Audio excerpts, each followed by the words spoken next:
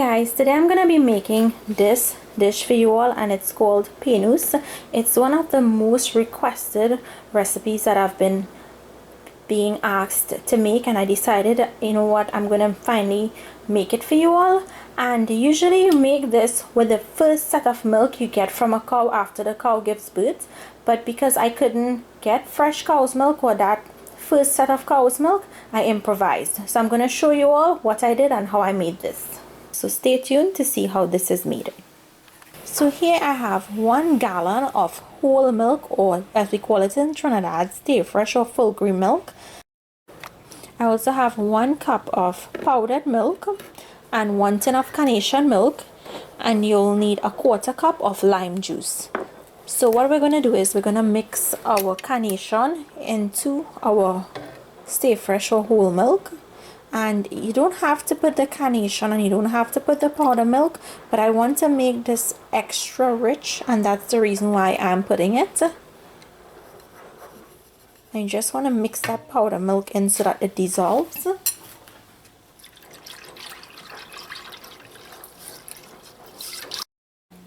So a gallon of milk is almost equivalent to 3 3/4 liters of milk, in case you were wondering. So now what you're going to do is put this up and bring it to a boil. And once it comes to a boil, then we'll move on to the next step. Once your milk comes up to a boil, add in your lime juice. And what we want to happen is we want this milk to start to curdle. Once it curdles, then we'll stop it and we'll drain the water. So we're actually taking out the whey from the curds. So make sure and keep your milk on low heat until the curds are separate, because if you were to put this on high, it will burn and your Penus will not taste nice. Okay, after your curds have separated like this, and mine took about 15 minutes because I had it on very low heat because I didn't want it to burn. You're going to take the curds out, just strain it out and put it into a separate bowl.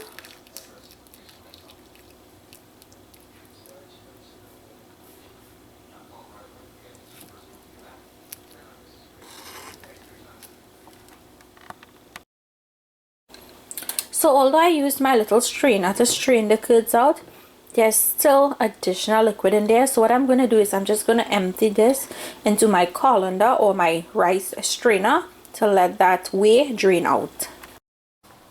Okay, so here I have my curds that I drained. Let me just bring it closer for you all to see. And yes, there's still some liquid in there, but you don't have to worry about that because it will evaporate, because we're going to cook this further. So put up your stove on low heat. And I got this, I think I got a lot of curds. This is probably 1.5 pounds of curds in here, or maybe 2 pounds, so it's quite a lot. So to this you're going to add some fresh ginger, 1 cinnamon stick, some vanilla or mixed essence, and this is optional. I know some people also add bitters to theirs, and if you want you can. And now you're going to add in your sugar,